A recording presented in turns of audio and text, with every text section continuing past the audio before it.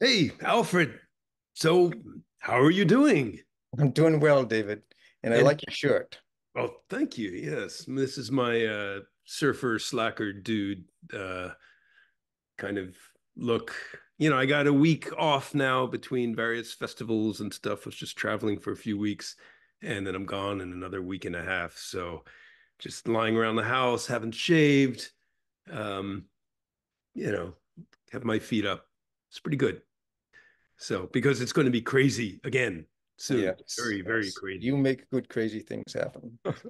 Thank you. And you're in your, it looks like your study in, is that a, no, that's not a piano behind you. Oh, it is. It's an electric piano. Okay. Don't get the wrong idea. I can find the notes. All right. So you play piano. Do you play, what else do you play? I can I can bumble around a little bit with a guitar, and I can pick up anything on a harmonica. I can do that. And I can play one of those little recorders that they give to the kids when they teach music in the schools. Sure, sure, Yeah, sure. Do you happen to have a harmonica nearby? We could hear. I do. I do. Yeah. You want It, to pick pro it up? it probably is not a good idea. No. Okay. All It's right. Calling your bluff there. yeah, well, it's not a bluff. I'm not illiterate. Here's the thing. When John Devano and I wrote our songs together, I'm the one who put the sheet music together. Now, I didn't write the music, but I actually am the one who wrote it on, put it on the sheet music. So I know how to, I'm not illiterate musically. Was this part of the Melopea album, or if I'm No, we pronouncing? put out an album. He asked me, can I write some lyrics in French? And so he gave me a bunch of tunes. It was done the opposite of how it's usually done. He gave me the tunes, and I just listened to the melody lines and drew little dashes to see where the stress and unstressed syllables would be, and then I wrote. And so I was given everything. I was given the form, and I was given the emotional content. Hmm. And so we wrote these songs together, and half of them were in French. Okay. Well, I'll put a link to the album below, and you should explain to people who don't know who John Tavano is. Although I would think many people in town know who that is, and awfully sweet guy too. But so John is He's a wonderful classical flamenco jazz guitarist, and he and I and Rena Espaillat, we have a combo. It's called the Diminished Prophets, and we've been doing this for they've been doing it for 24 years, and I joined them maybe close to 20 years ago, and so it's really an excuse to gather around her table on once a week, and we set poems. Well, we read poems to the accompaniment of music.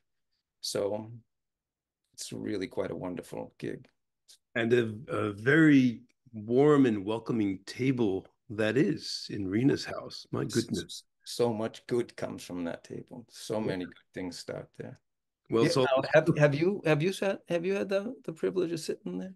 probably maybe 3 or 4 times, and Yeah, you so belong there. she That's the kind of brings thing that happens. she brings the cookies out. Usually, there's a little wine.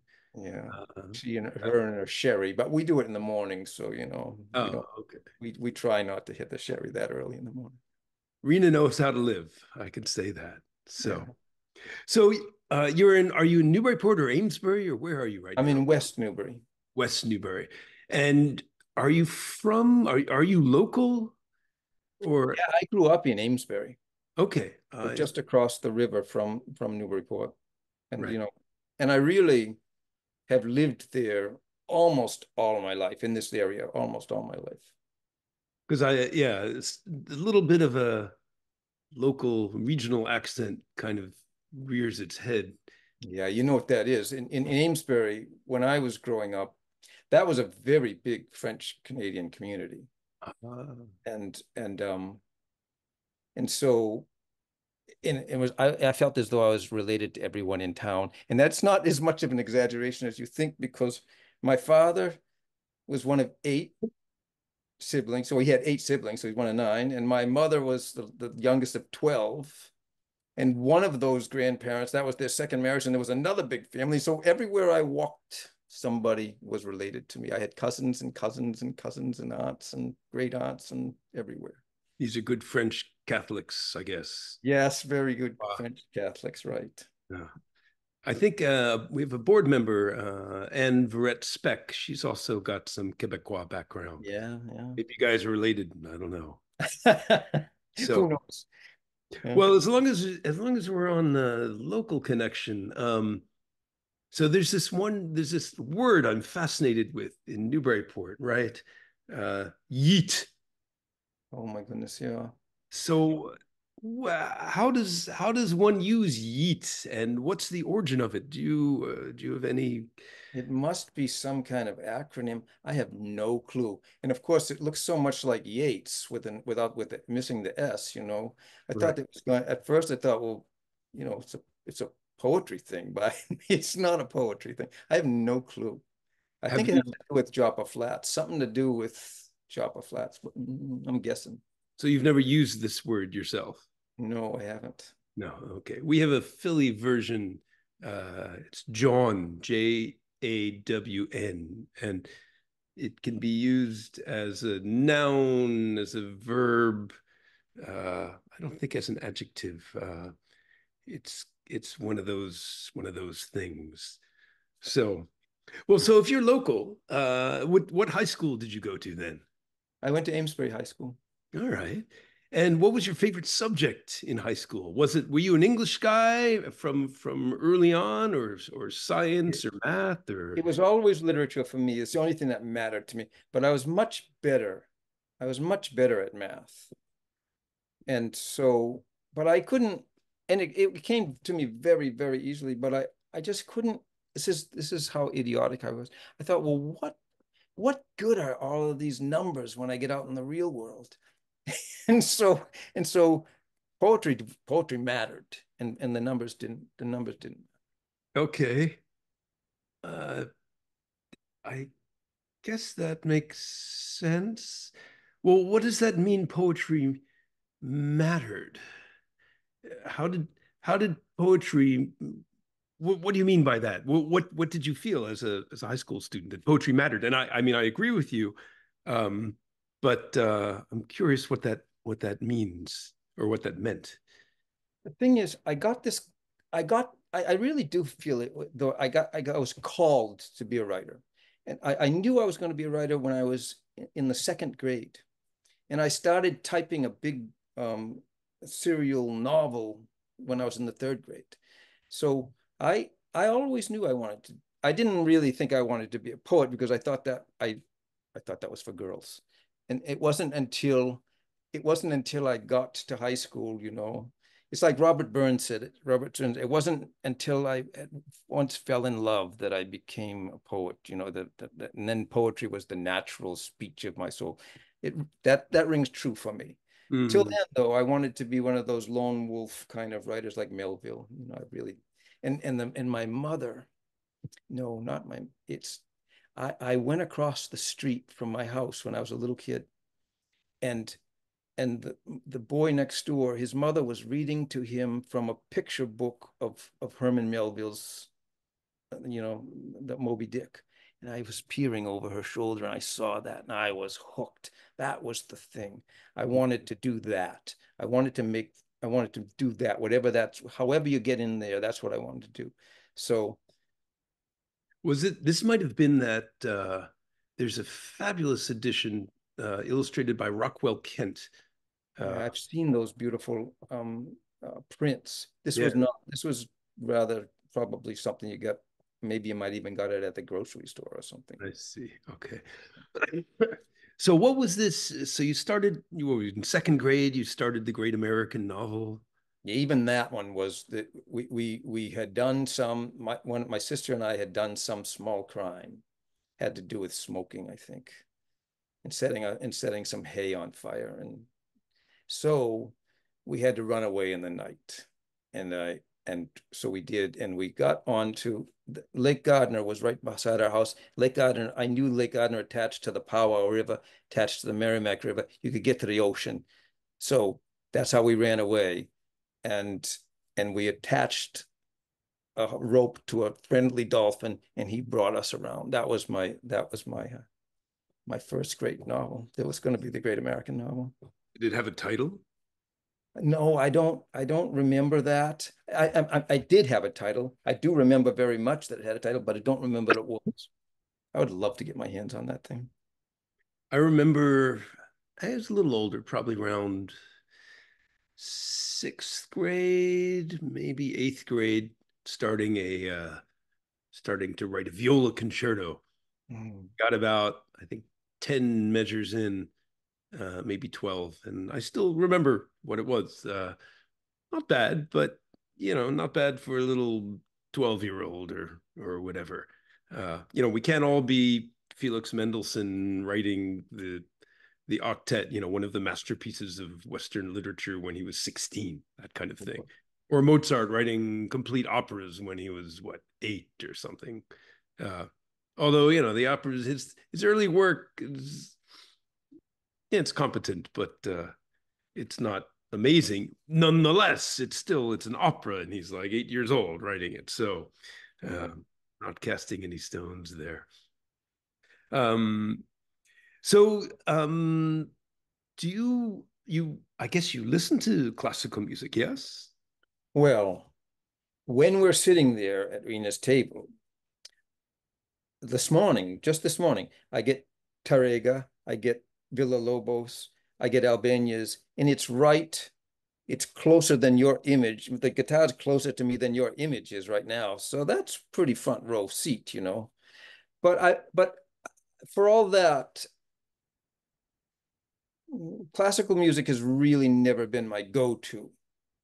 And I don't really, I like Sibelius and Vivaldi and I recognize Copland and Bach and Beethoven, but I don't really know my way around. So that's why when you send out your little emails, I take them very seriously. I've had Patrick Castillo's uh, the the um the the the quality of mercy on a loop. And Oh, and another fellow that you introduced me to, this guy Philip Persant. hmm. I said to John Tavano, I said, now that's not the kind of music I listen to, but but he's closer to the way I write than anybody that I listen to.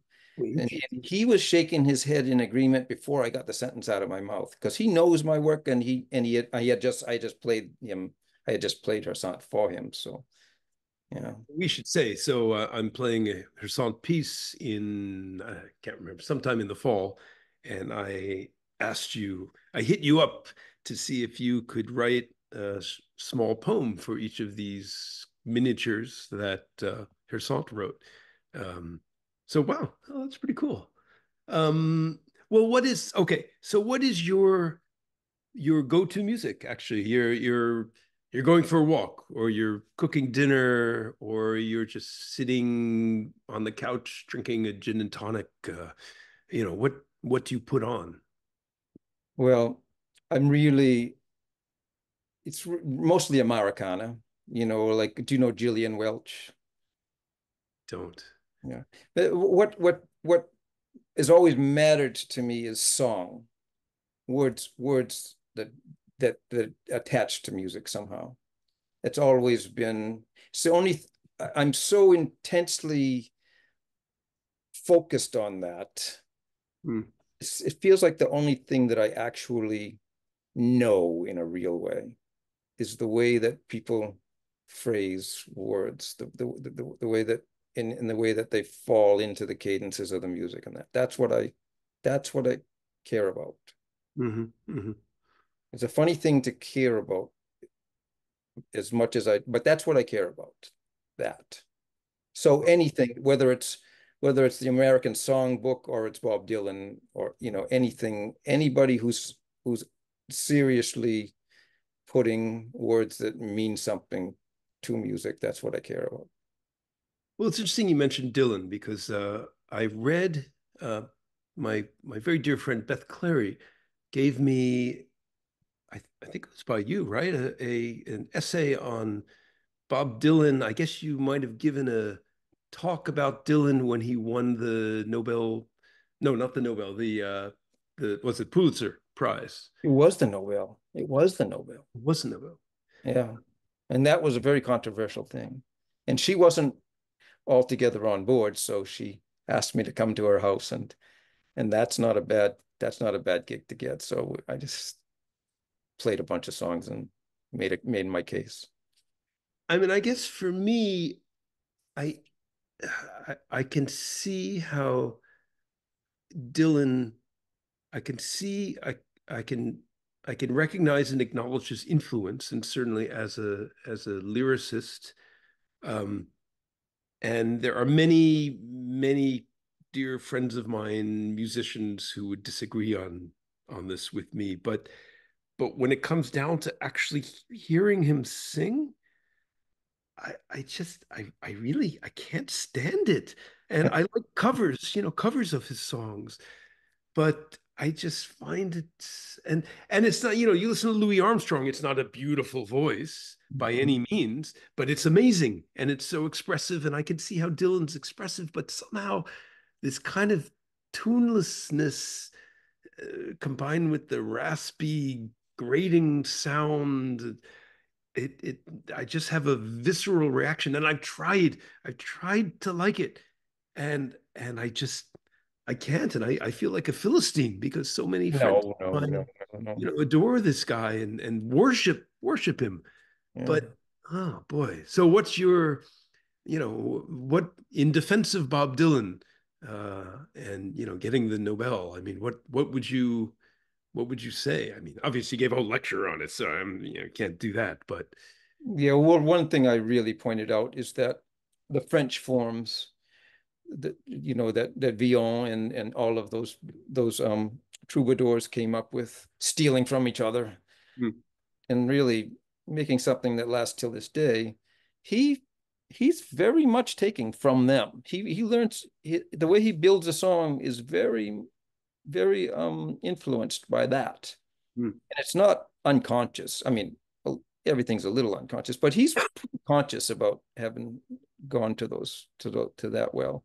So he has that, and he has the well of American blues music, and then he has the folk music from Ireland and England, and he's like Robert Burns. He's a bit of a musicologist. He's a collector of the American, well, everything that goes into American music. And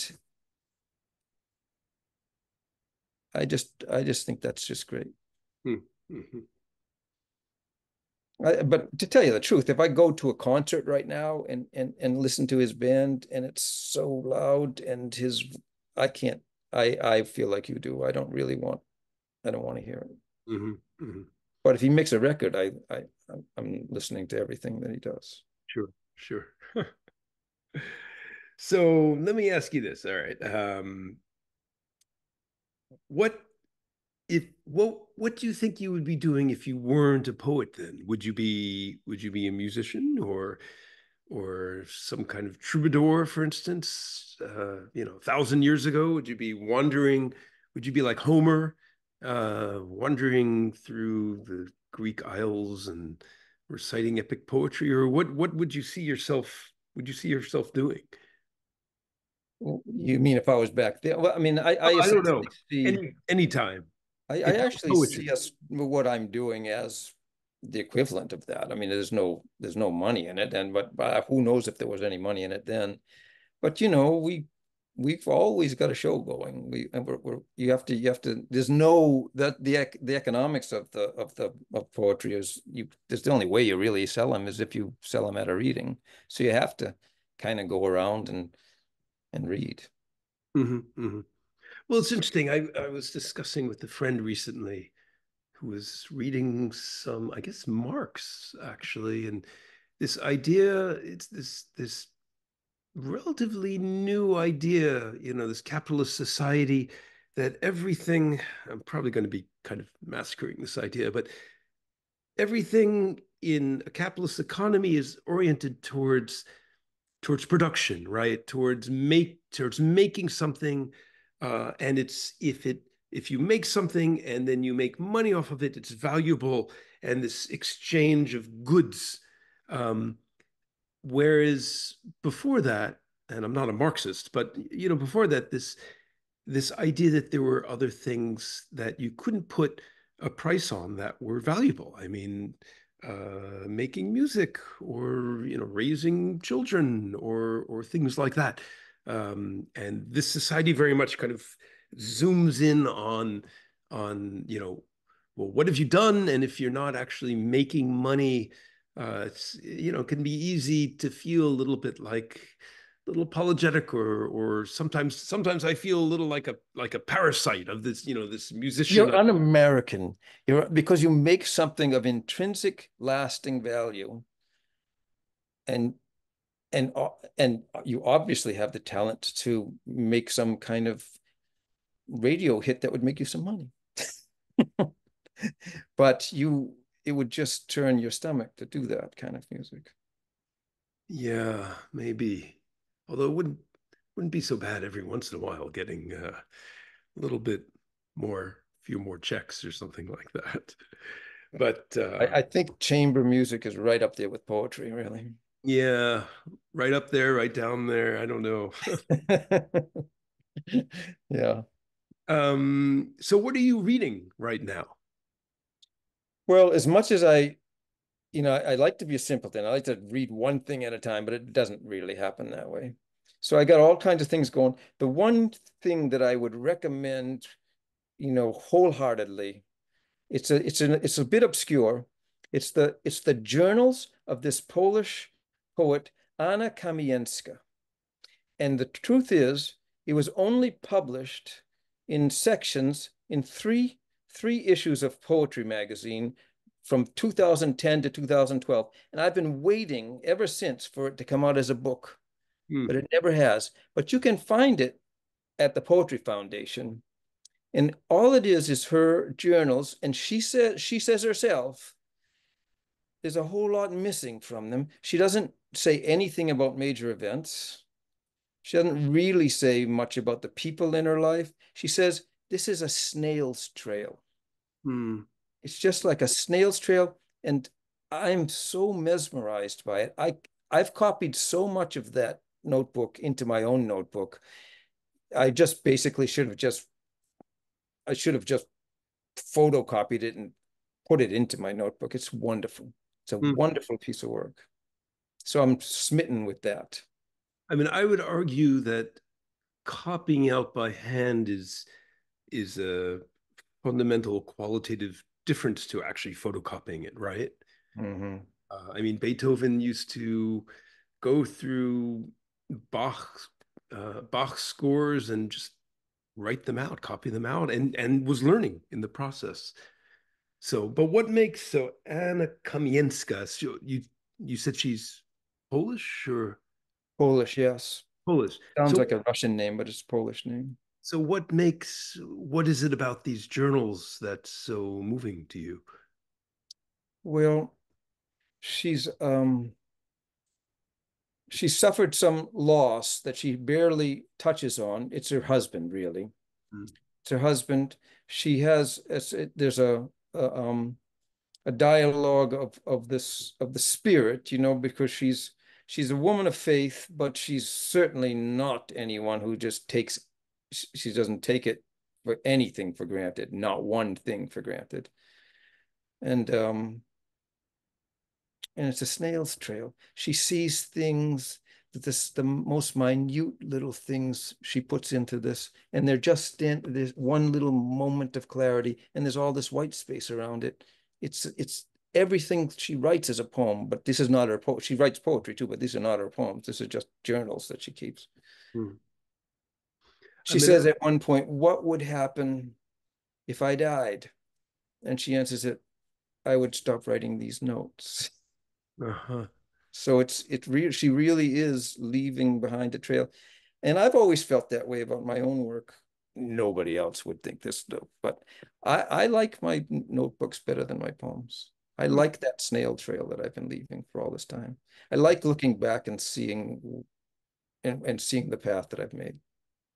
It's an interesting thing to read someone's journals. I remember reading, journals Graham Greene had kept in Africa, and just these observations. When you're writing, you're this process of thinking through writing, right? I mean, there's this great quote from I think Ray Bradbury, saying, I think through my fingers. Uh, Yeah. Yeah. and I, One of my great poetry friends, Erica Funkhauser, she said, if I if I'm not writing, I don't really know what I think or feel. huh, And that's she had three notebooks. She has one that's just exactly what you expect it to be, a diary. I'm sure it's not about her. It's a pretty sophisticated diary, but it's just a journal of her days. Then if she starts to think about something in earnest, she has a new journal that she skips over into and starts philosophizing in it. And then the third journal are for drafts of her poems. the the poem. Shoot, now I forgot the name of the poem for this summer. I know the piece is called Avian Microludes. Your poem is called. Well, I called it uh Altogether Alive. That's right. That's right. So tell me about this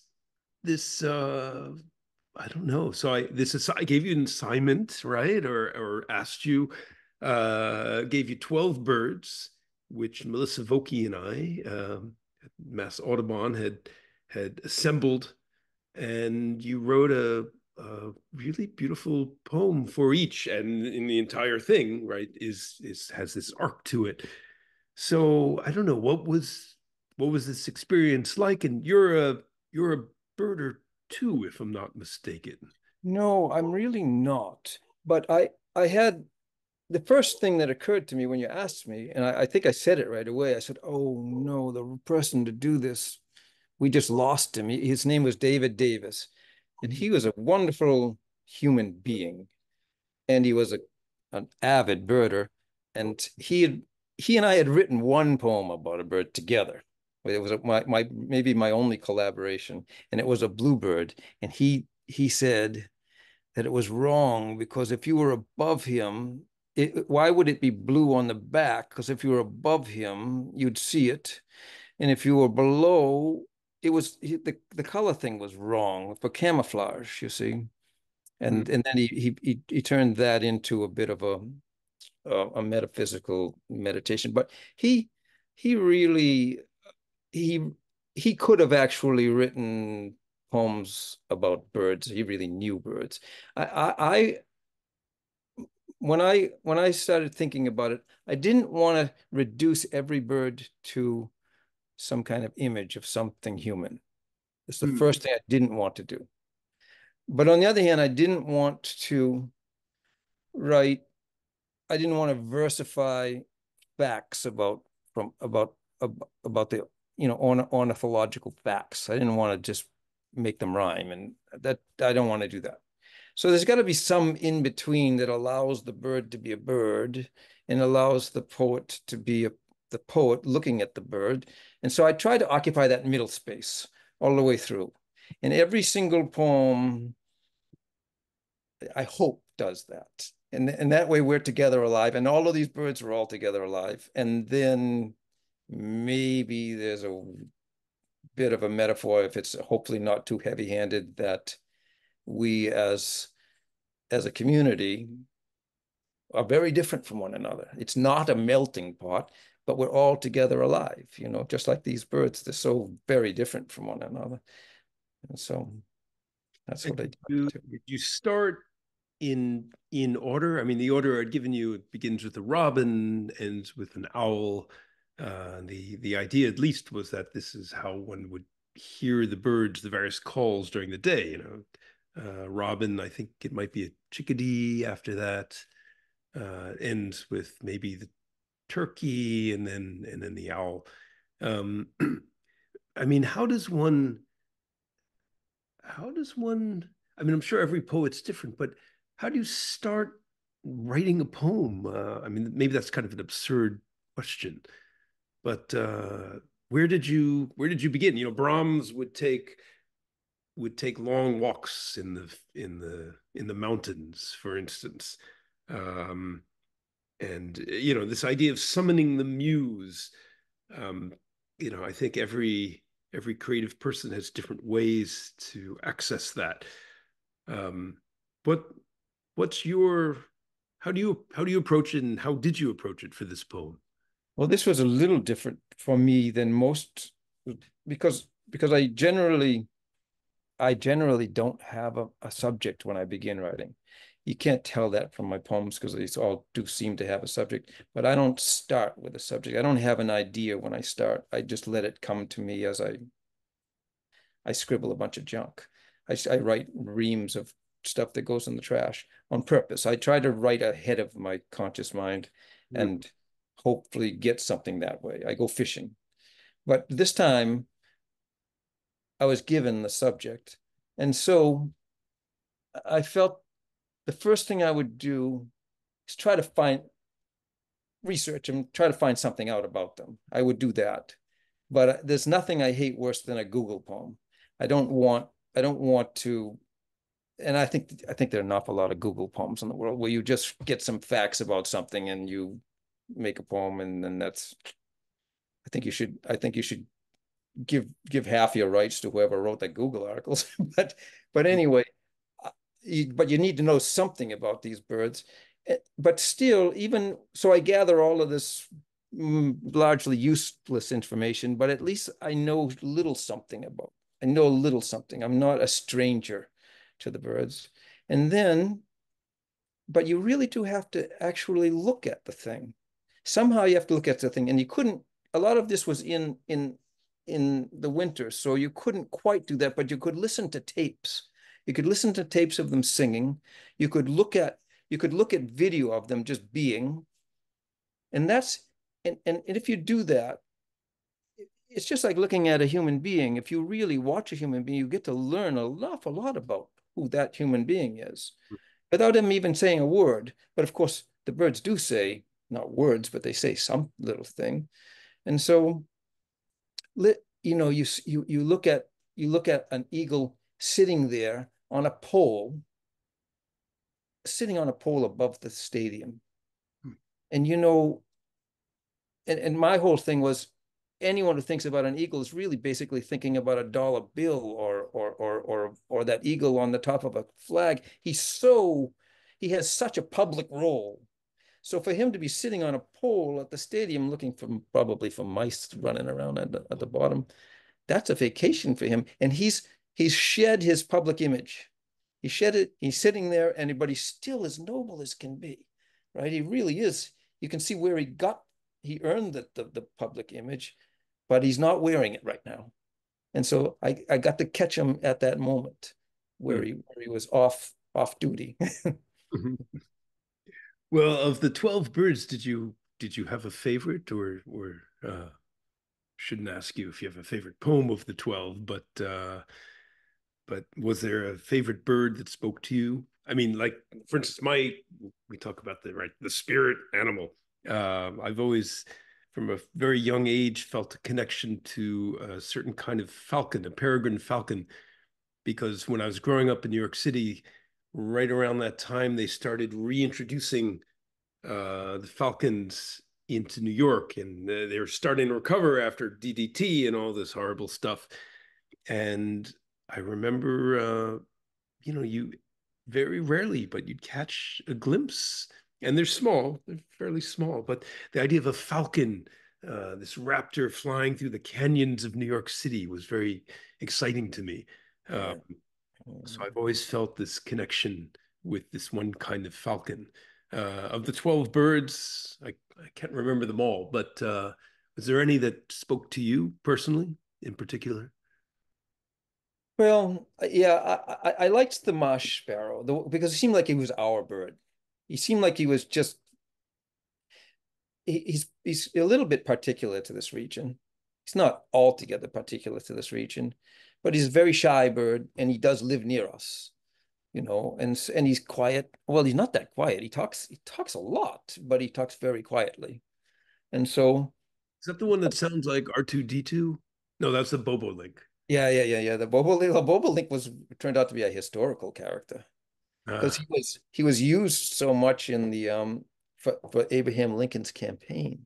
ah, okay. And yeah, so what I turned him into like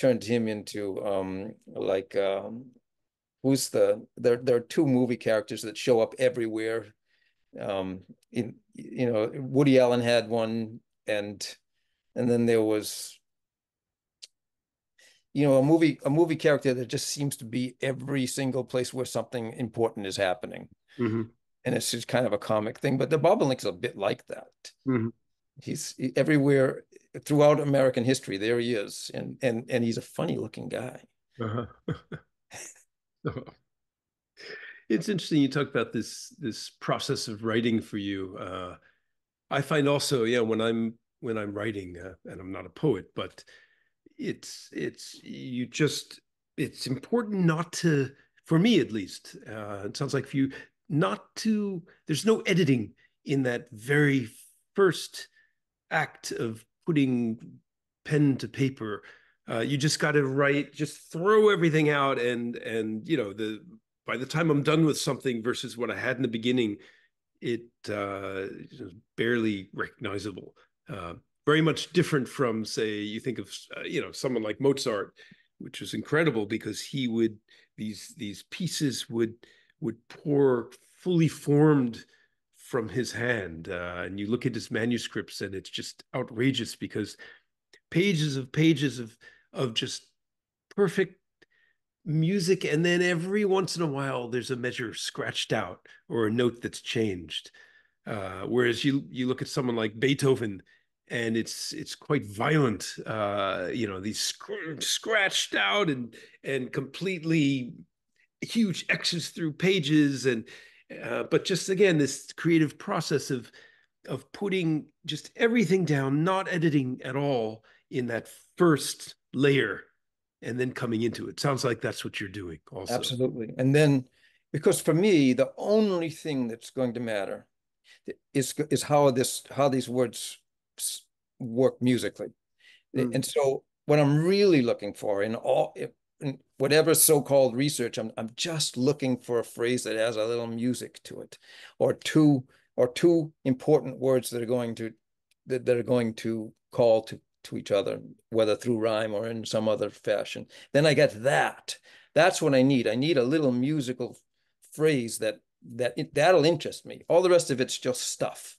I'm not interested in stuff. I just want that phrase. I don't want to, and so, but you need the phrase. You need some stuff to build the phrases on. But that's all I care about. And so then I would get one, and I'd write the whole thing, and then I would think it was lame.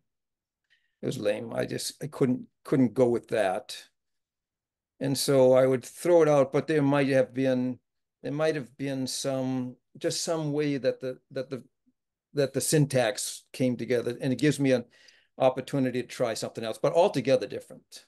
Just altogether different. Not even there are versions of these poems that are not, they have the same bird in them, and that's the only thing they have in common. Mhm.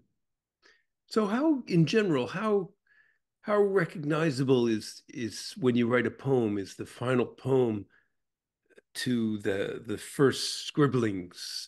I mean, how much overlap is it often completely, you start at point A and you end at point Z, and it's, you can't even tell how you get from one point to another without actually looking at the steps, or is it a little bit like, oh well, A prime, A double prime, A triple prime, something like that. Whereas one can see, yeah, I can see the kernel of the final poem in the original draft. Yeah, I think you would almost always find the kernel of the final poem in the original draft. That's that. Having said that, it doesn't apply to this poem that we're talking about, though. Well, the bird would still be there, so that would always be there. But there were some real drafts that I went all the way with them, and then just tossed them after they were done. Sure, sure. All right. Well, Alfred, thank you so much for taking the time to chat with me and well, I've learned a lot and I don't get to speak to a poet every day, which is really nice. An ally to art. I spend a lot of time with musicians, maybe too much time with musicians. So, so this has been great. Thank you so much. It's been great too. It's a pleasure and an honor too. I'm really, really happy to be part of this.